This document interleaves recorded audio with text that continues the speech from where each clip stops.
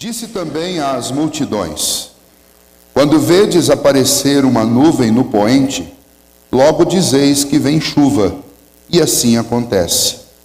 E quando vedes soprar o vento sul, dizeis que haverá calor, e assim acontece. Hipócritas, sabeis interpretar os aspectos da terra e do céu, e entretanto não sabeis discernir esta época? E por que não julgais também por vós mesmos o que é justo? Quando fores com o teu adversário ao magistrado, esforça-te para te livrares desse adversário no caminho, para que não suceda que ele te arraste ao juiz. O juiz te entregue ao meirinho, e o meirinho te recolhe à prisão. Digo-te que não sairás dali enquanto não pagares o último centavo. Naquela mesma ocasião, chegando alguns, falavam a Jesus a respeito dos galileus, cujo sangue Pilatos misturara com os sacrifícios que os mesmos realizavam. Ele, porém, lhes disse: pensais que esses galileus eram mais pecadores do que todos os outros galileus, por terem padecido estas coisas? Não eram, eu vou-lo afirmo. Se, porém, não vos arrependerdes, todos igualmente perecereis. Ou cuidais que aqueles 18 sobre os quais desabou a torre de Siloé e os matou, eram mais culpados que todos os outros habitantes de Jerusalém? Não eram, eu vou-lo afirmo. Mas se não vos arrependerdes, todos igualmente perecereis. Então Jesus proferiu a seguinte parábola: certo homem tinha uma figueira plantada na sua vinha, e vindo procurar fruto nela, não achou. Pelo que disse ao viticultor: há 3 anos venho procurar fruto nesta figueira e não acho. Podes cortá-la. Para que está ela ainda ocupando inutilmente a terra? Ele, porém, respondeu: Senhor, deixe ainda este ano, até que eu escave ao redor dela, e lhe ponha estrume. Se vier a dar fruto, bem está. Se não, mandarás cortá-la. Vamos orar mais uma vez? Senhor, muito obrigado por esta manhã, especialmente por podermos abrir a Tua palavra, lê-la, e obrigado a Deus pela iluminação do Teu Espírito que nos ajuda a compreendê-la. Neste momento, ó Deus, o Teu Espírito opere poderosamente em nós, não apenas nos iluminando para compreender a Tua palavra, mas também, ó Deus, quebrantando o nosso coração e, ó Deus, animando-nos, ó Deus, para dar atenção àquilo que a Tua palavra nos diz nesta manhã. Ajuda-nos, ó Deus, é o que nós te pedimos em nome de Jesus. Amém. Todos nós estamos nesta manhã acredito que nesta semana, se você acompanhou um pouquinho das notícias, nós estamos todos consternados pelo que está acontecendo no mundo. Aqui no nosso país, nós estamos assistindo desde a semana passada uma verdadeira calamidade em Minas Gerais por conta do estouro daquela barragem lá em Mariana e a ameaça de outras que existem na mesma condição e que podem. Interessante que os jornais noticiam uma coisa que é impossível de ser real. No meio daquela lama toda, apenas uma dezena de pessoas morreu. Uma cidadezinha inteira desapareceu do mapa e eles insistem em dizer que apenas uma dúzia de pessoas morreu. E a gente sabe que isso não é real. E muitos meios de comunicação não oficiais têm apresentado um número que é no mínimo 10 vezes maior do que esse. E aí é plausível, muito plausível, pelo dano que você enxerga, dá para se perceber que é muito mais. Quando a gente assiste um noticiário dessas tempestades, uma casa é soterrada e apenas numa casa ou 2 soterradas morre muito mais gente que isso. Imagine um soterramento como aquele que varreu do mapa uma cidade. Infelizmente, a empresa que é dona daquilo é também uma empresa de um grupo que é um dos maiores ou um dos mais poderosos grupos do nosso país, e é óbvio que esse grupo deve ter algum tipo de influência sobre a mídia, mas nós estamos falando da Vale do Rio Doce e estamos falando da Itapemirim, que são as duas maiores acionistas daquelas mineradoras que estão ali naquela região de Minas. Mas nossa questão aqui não é política, nossa questão é a consternação que toda essa crise nos gera.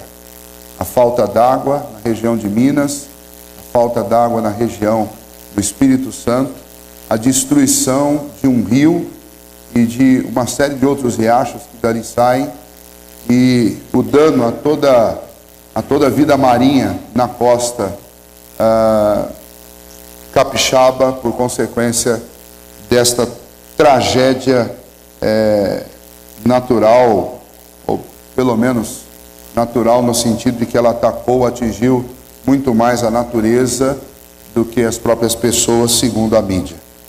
Fora isso, nós fomos também tomados de espanto e de tristeza por aquilo que aconteceu na França, sexta-feira, e que já vinha acontecendo em outros países que não têm tanta fama ou tantos holofotes voltados sobre ele como a França. Mas a Turquia passou por isso há pouco tempo, e todos aqueles países próximos ao Oriente têm sofrido com atentados e com essas ações violentas e injustificáveis do Estado Islâmico.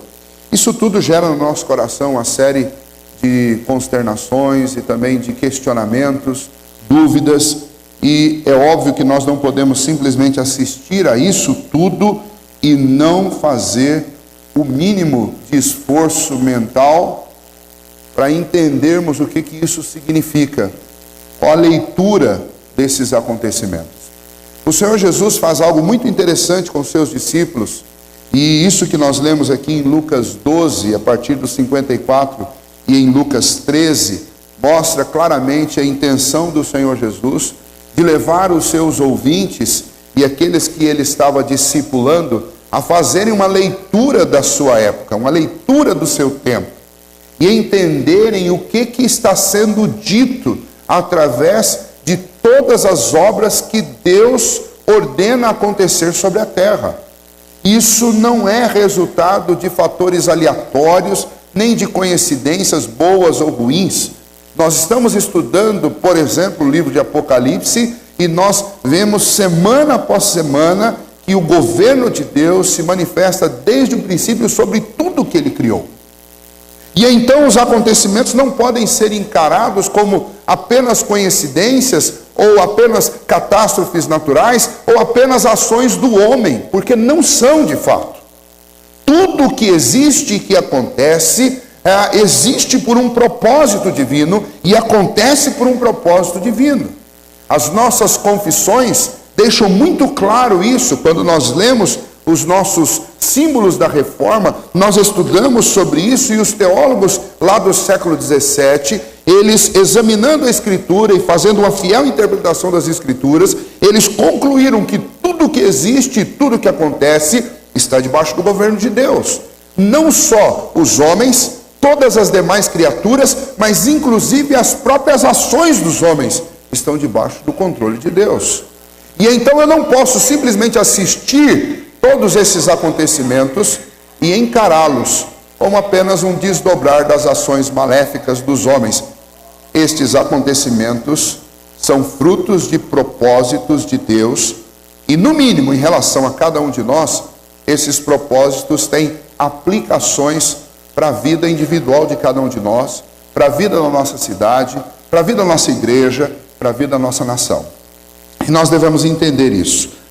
O Senhor Jesus, nesse texto que nós lemos, ele faz algo interessante. Ele está caminhando com uma multidão que o seguia, e então ele começa a falar com essa multidão, dizendo, a partir do versículo 54, você pode ver, que os homens, eles sabem interpretar o tempo. Sabem?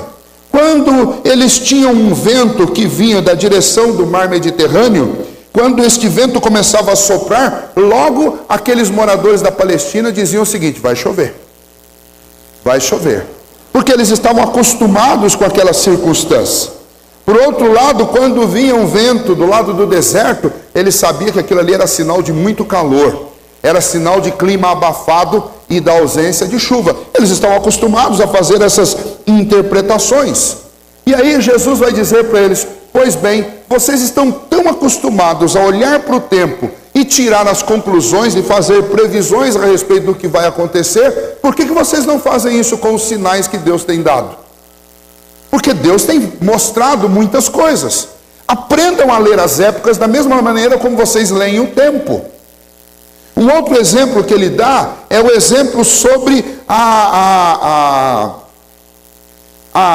rapidez e a astúcia que nós temos de lidar com uma situação onde nós somos os culpados.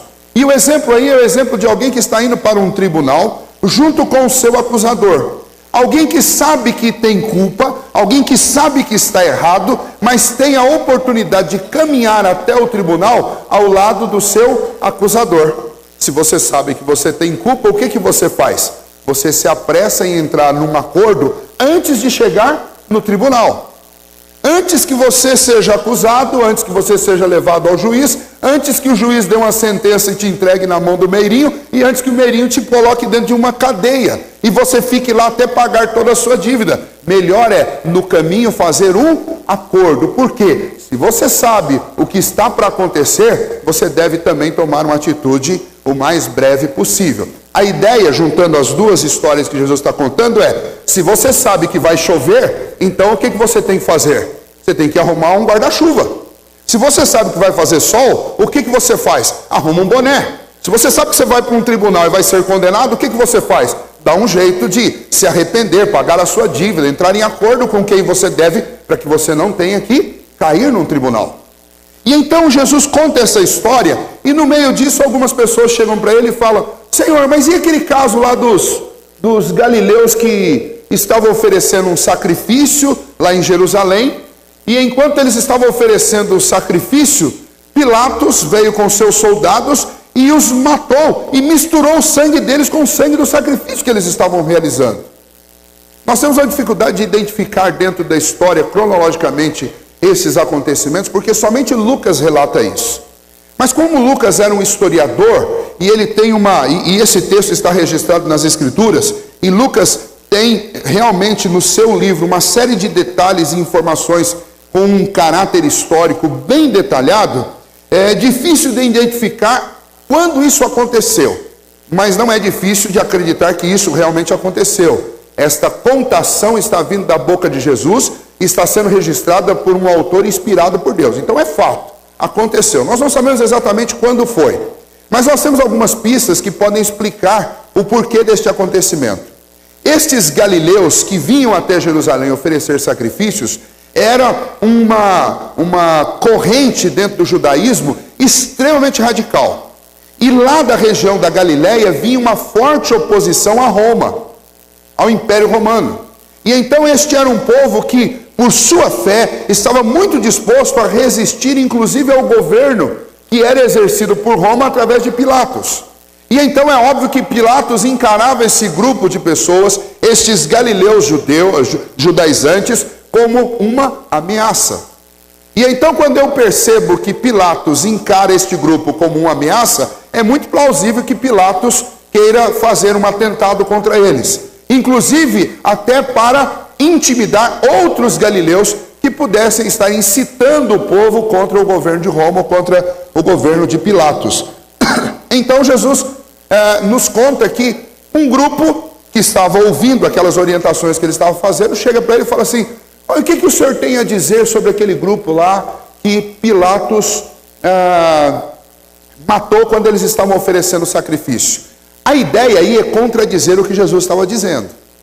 Se esse grupo estava oferecendo sacrifício ao Senhor, é porque era um grupo que entendia que era pecador e que precisava do socorro do Senhor. Era um grupo que estava tentando fazer alguma coisa diante do justo juiz, oferecendo um sacrifício para agradar a Deus. Então, é como se esses homens estivessem dizendo: olha, o senhor está falando aí que a gente tem que ler o tempo, o senhor está dizendo que a gente deve tentar resolver a nossa situação no caminho antes que chegue o juízo, mas e aqueles galileus que estavam exatamente tentando fazer isso? E enquanto eles faziam isso, a calamidade se abateu sobre eles. e eles foram assassinados por Pilatos. O que o senhor tem a dizer?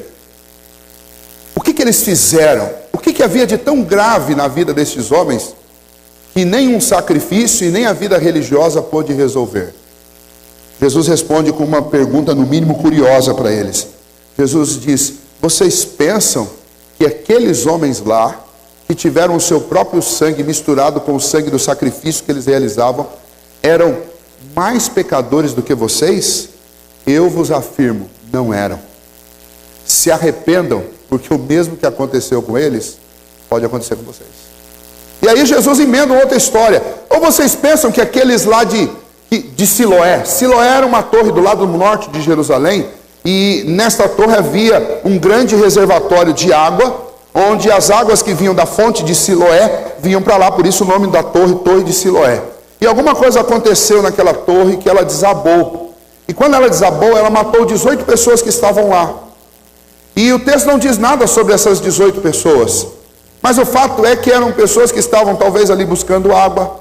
Talvez aquela região ali, aquele local também era um local onde as pessoas se reuniam para orar a Deus, para pedir milagres, para colocar diante de Deus suas necessidades. E então Jesus está dizendo: vocês pensam que aquelas pessoas que estavam lá na torre de Siloé, que foram mortas porque a torre desabou, e aí não tem mão de Pilatos, aí é uma coisa absolutamente livre da interferência do homem, aquilo caiu.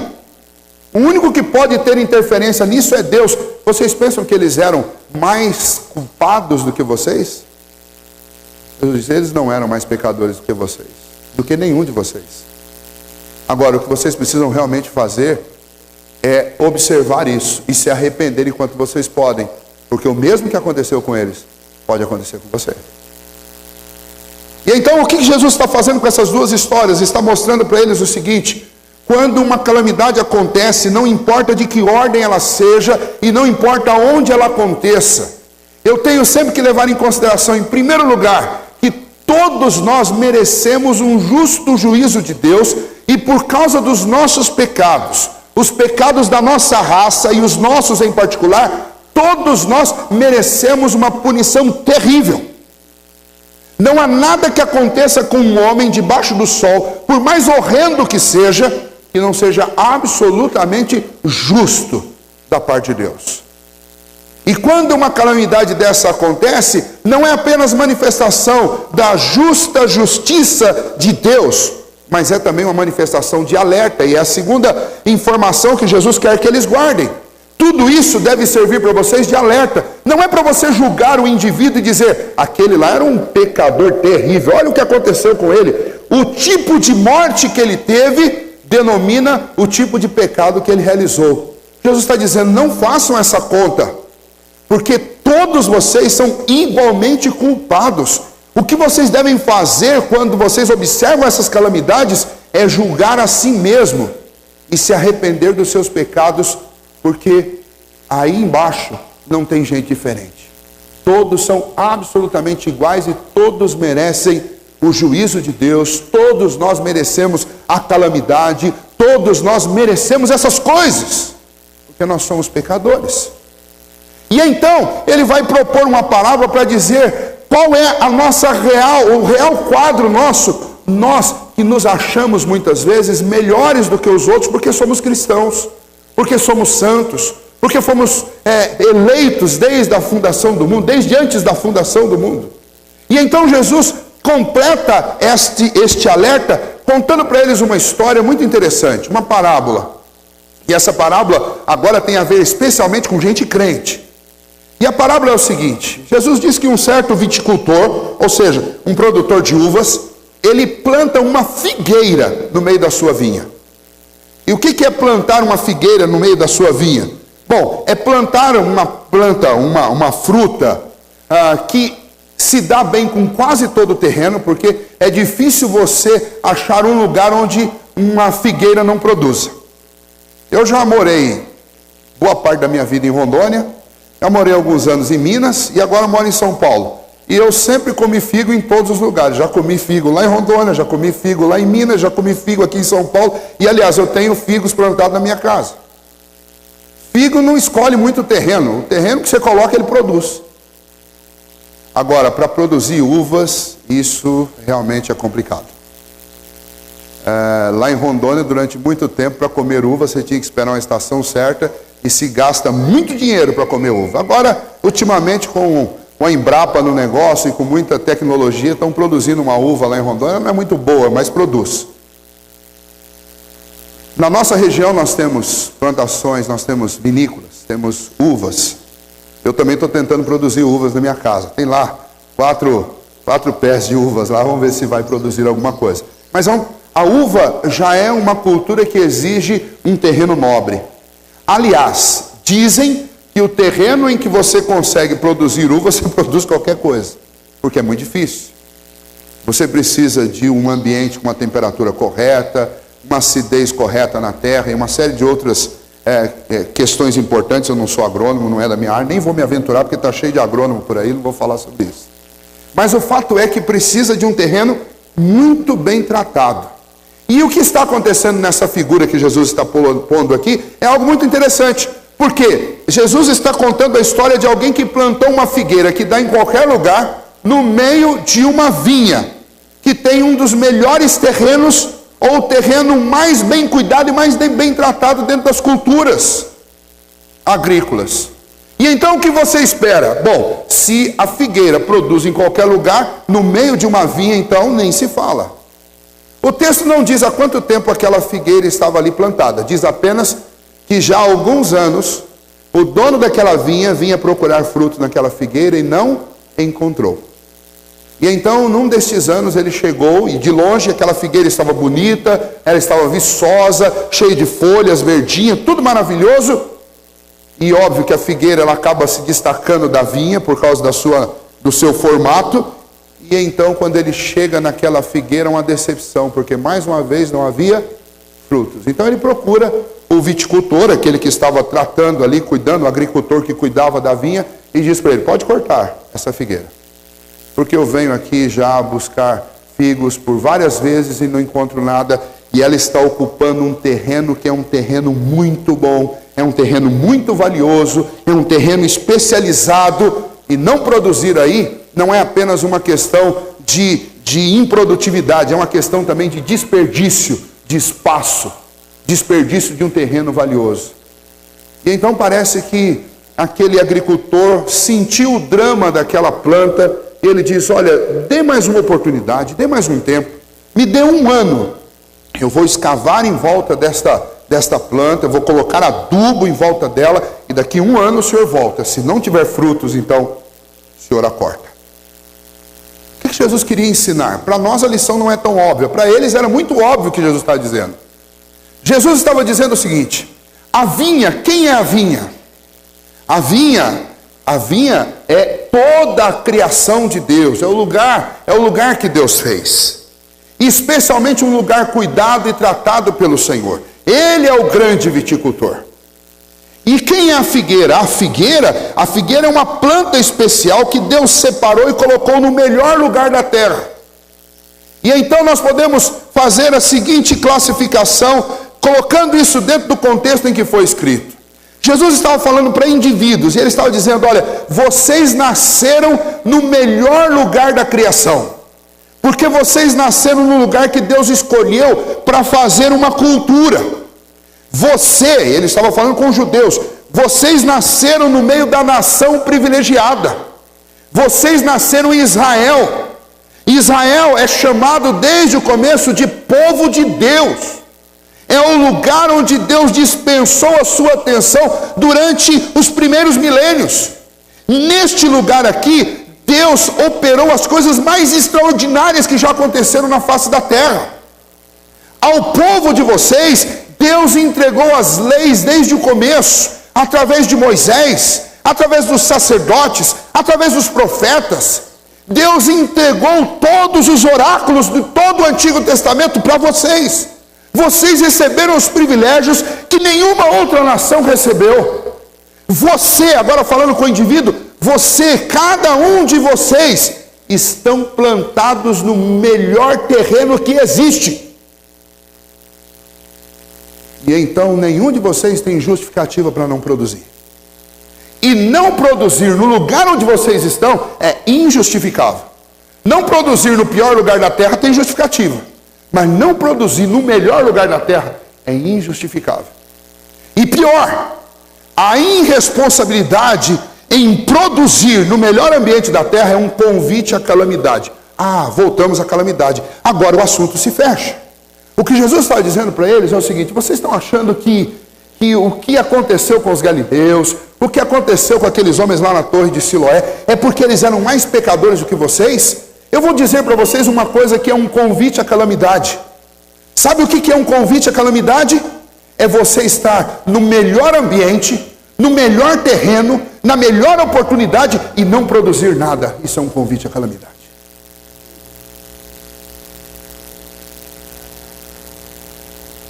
E sem querer achar a culpa ou algo que justifique as calamidades que nós estamos assistindo todos os dias, mas apenas fazendo a nossa lição de casa, nós devemos observar este padrão que esse texto mostra e fazer a tarefa que nós temos que fazer. O povo da Europa foi o povo que recebeu a reforma, foi o povo que recebeu toda a tradição da fé cristã. É um povo que já foi quase na sua totalidade cristão. E hoje é um povo que se secularizou completamente. Tanto que uma das maiores religiões do mundo, religião esta que é oposição ao cristianismo, cresce debaixo do bigode da Europa. E a Europa não é capaz de conter, porque os cristãos da Europa são nominais.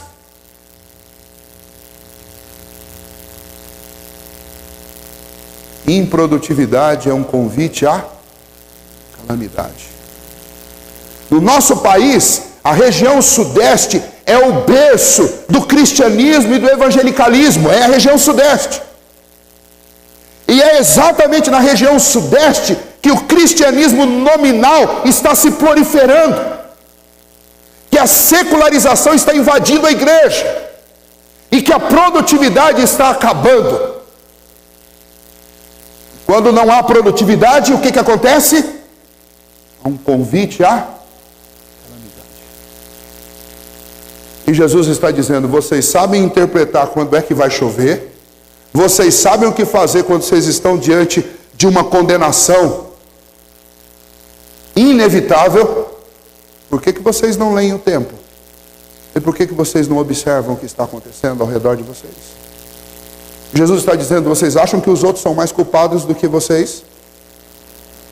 Nós estamos ouvindo isso. Jesus está dizendo para nós: vocês acham que vocês são mais culpados do que os que morreram na França?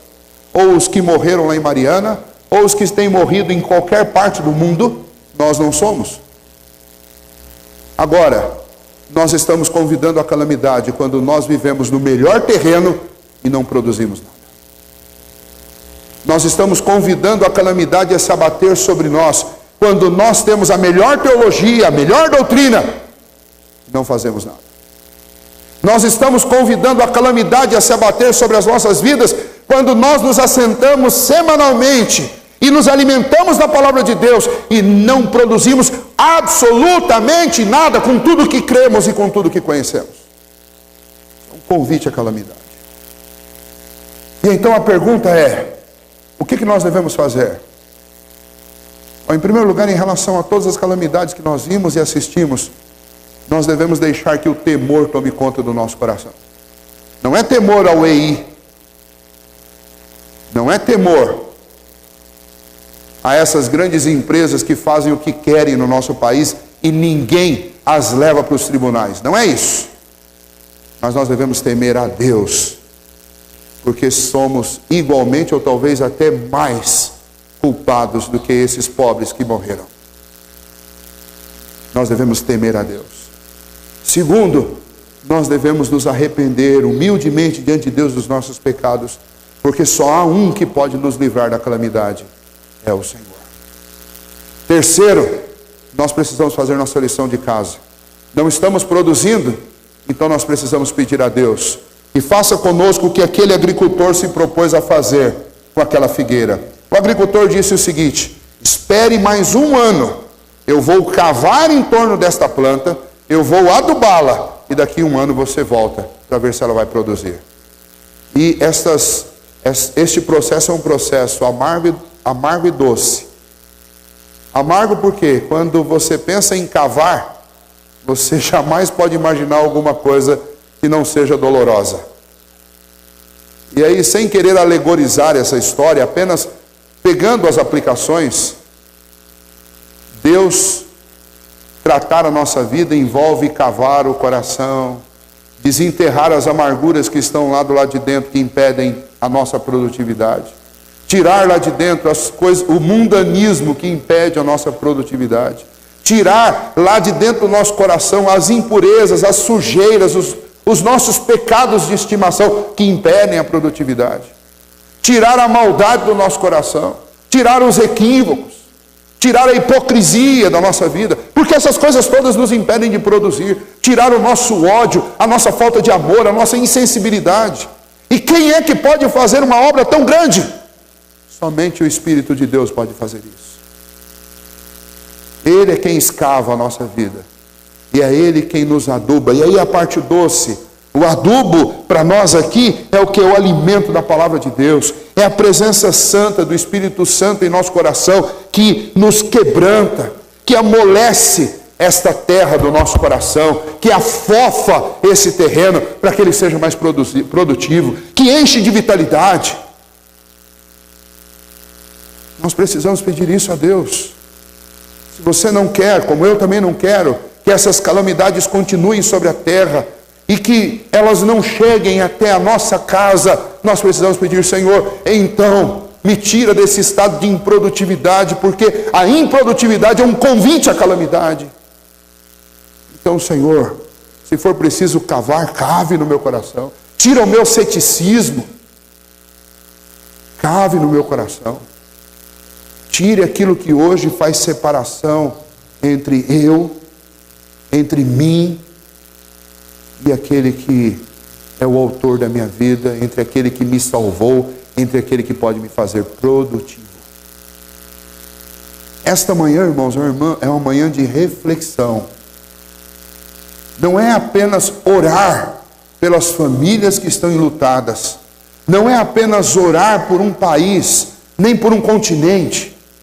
Mas é fazer a nossa lição de casa. Jesus disse: vocês sabem interpretar o tempo, se vai chover ou se vai fazer sol. Interpretem também a história. Peça a Deus que ilumine os seus olhos para interpretar a história.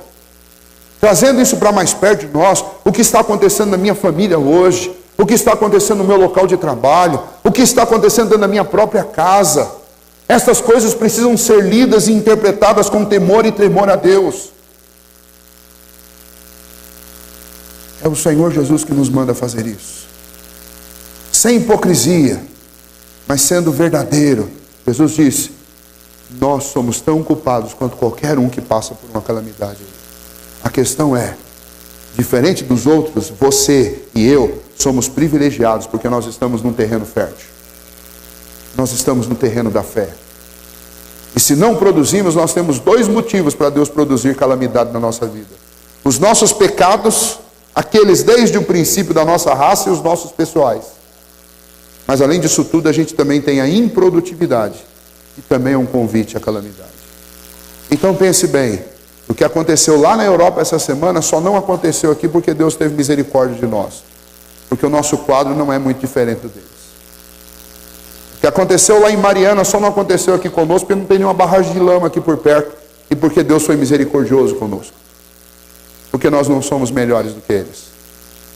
Agora, eu devo usar todas essas circunstâncias para diante de Deus me humilhar e pedir que o Senhor trate o meu coração e a minha vida, para que tanto eu me arrependa dos meus pecados, quanto também eu passe a viver uma vida mais produtiva.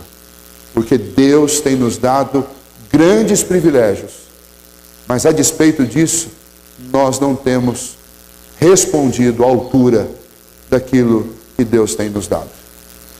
Que Deus nos ajude a ouvir esta palavra e atender a esta palavra de alerta nesta manhã, eu tenho aprendido que nem sempre o consolo vem com um tapinha nas costas, mas muito mais o consolo vem com a afirmação da verdade. Vou repetir. Nem sempre o consolo vem com um tapinha nas costas, mas o consolo vem com a afirmação da verdade. Porque o tapinha nas costas amacia o meu ego e me faz ficar no mesmo lugar onde eu estou. Mas a afirmação da verdade me faz enxergar o que eu preciso fazer para sair do estado em que eu estou. Que Deus nos ajude a considerar isso. Porque este mundo é pequeno demais. Você não pense que você está longe da França, porque a França está num outro continente, porque nós estamos a 13, 14 mil quilômetros de lá. O mundo é um lugar bem pequenininho. Aos olhos de Deus, então, isso daqui não passa de um grão de areia. E então, o que Deus faz lá, Ele pode fazer aqui a qualquer momento. Só não fez por misericórdia. Não tem a ver conosco, tem a ver com Ele. Que Deus nos ajude a considerar estas coisas e repensar o nosso modo de vida enquanto nós temos tempo para isso. Vamos ficar em pé e nós vamos orar mais uma vez e depois vamos cantar o hino. Senhor nosso Deus, obrigado a Deus pela oportunidade que o Senhor nos concede ainda de podermos fazer uma leitura da nossa época. Não sabemos, ó Deus, se conseguimos ao certo entender essas coisas todas, mas a Tua palavra nos ilumina e nos dá boa direção a respeito disso tudo. E é exemplo do que Jesus fez com aqueles discípulos, ajudando-os, ó Pai, a fazer uma leitura honesta do que estava acontecendo ao redor deles, do verdadeiro caráter deles e da verdadeira condição deles. Nesta manhã, ó Deus, pela Tua palavra, nós façamos o mesmo. E nós entendamos, ó Deus, que a nossa condição diante do Senhor é a condição de pecadores. E por isso, ó Deus, não há calamidade grande o suficiente nesta terra para nos atingir à altura daquilo que nós fizemos contra o Senhor desde o princípio com os nossos pecados. Portanto, somos merecedores de qualquer que seja a calamidade. Mas ainda, ó Deus, além disso, nós cristãos, o Senhor tem nos dado o privilégio de viver na vinha do Senhor. O Senhor tem nos dado o privilégio de assentar os nossos pés sobre um terreno absolutamente fértil. Sobre um lugar, ó Deus, espaçoso e abençoado pelo Senhor, para que nós possamos produzir muitos frutos, e a despeito disso nós não temos produzido, como aquela figueira. E então, ó Deus, há um convite natural, a calamidade se abater sobre nós por causa da nossa improdutividade.